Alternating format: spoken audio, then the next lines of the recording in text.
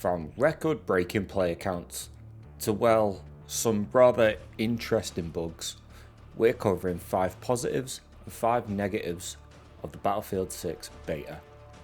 If you played the beta, drop your thoughts in the comments. Did you love it? Did you hate it? Or did you just get stuck in a 250,000 player queue? Let's start with the good stuff. First up, massive player interest. The Battlefield 6 beta wasn't just popular, it was historic, with over 521,000 concurrent players on Steam at its peak. That's more than any Battlefield beta before, and it even outpaced every Call of Duty's concurrent player record. And that's just Steam. That doesn't even take into account players using EA app or console players. Servers were groaning under the weight, but we'll get to that a bit in the negatives. The bottom line, the hype is real. People clearly wanted to give this one a shot. Number 2, the return to that grounded Modern Warfare style. After the mixed reception of Battlefield 2042's futuristic setting, Battlefield 6 goes back to a more realistic vibe.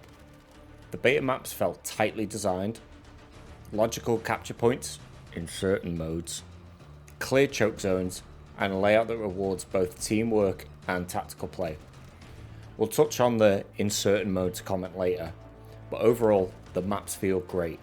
I can see Siege of Cairo and Empire State becoming fan favourites. Third, the trifecta of Battlefield magic: gunplay, sound design, and destruction. Guns feel weighty and responsive, and although the TTK may feel a little high, it allows for people of all skill levels, including filthy casuals like me, to feel like they're doing well. The sound design is just amazing. You feel the rumble of distant artillery, the sharp crack of sniper fire, and the chaotic echoes of collapsing buildings. And the sound of jets flying overhead, unreal. And destruction is back in a meaningful way. Watching a building crumble and being able to use the rubble as cover is something you can only expect from a Battlefield game. Positive number 4, the class system feels purposeful again. Assault, Support, Engineer, Recon. Each has a clear role in the beta, and the gadgets actually encourage cooperation. Playing a support, healing and resupplying your teammates feels genuinely rewarding. I've also never enjoyed playing Engineers so much in a Battlefield game before. And Assault is just that player that you want right on the front line, attacking enemies head on. You're not just padding your score, you're actively keeping your squad in the fight, which is exactly what Battlefield is all about. But I will just add to this. Recon only feels useful as it is, with its access to the redeploy beacon. Once this is moved to Assault, which the devs have mentioned, I can't see many reasons why you would want to use Recon. And rounding out the positives, and possibly an interesting one, communication from the dev team. We've seen so many times in the past with certain games, changes get implemented with no thought for what the player actually wants. But before the beta had even started, there was an outcry about the locked weapon system not being included, and the devs added it for the beta. Breakthrough and rush feeling unbalanced? Addressed with tweaks mid-beta. Any bugs and issues that have been found have been publicly noted, and even if there's not been a fix straight away, just having the comms from the dev team that they're aware is such a breath of fresh air. Alright, we've talked about the good stuff. Now it's time to talk about the things that didn't go quite so smoothly.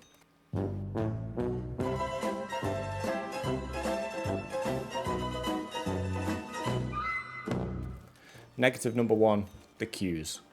With 500,000 players trying to get in, EA servers were basically under siege, with some queues managing to reach 250,000 players.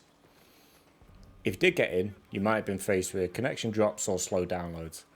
A classic beta stress test. I will say though, it didn't feel like you were in the queue for ages, which I suppose counters this point a little bit.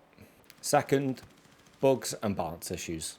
The big one, something players dubbed the super bullet bug, where time to death was ridiculously fast. Blink and you're gone. Vehicles like tanks felt a bit underpowered, sniper glare was blinding, and the weapon sling device on the assault class was borderline overpowered. including that shotgun. God, I hated that shotgun. The devs have already acknowledged these, so we'll see these fixes before launch. Thirdly, the performance drop in Weekend 2. For some reason, the performance got worse. Some players reported being locked at refresh rates of around 60 FPS, and DLSS just disappeared. This resulted in lower frame rates and a lot of frustrated PC players wondering what happened between weekends, including myself. I had to cut my stream short on Saturday because an hour in, my game just started struggling and I just could not play it. Fourth, some of the map design and selection during the beta. While some liked the tighter layouts, others missed the sprawling chaos of classic large-scale Battlefield maps. I understand that EA were going for Call of Duty's throats with this beta, so including some smaller maps was a great way to lure players over, but it would have been nice to have another large-scale map to play during the beta. And finally, the UI and general polish. Some weapons still feel unbalanced, HUD elements can be a bit cluttered, and certain customization options were just missing entirely. The menus were also super clunky, and it was really hard to find certain settings hidden away in the menus.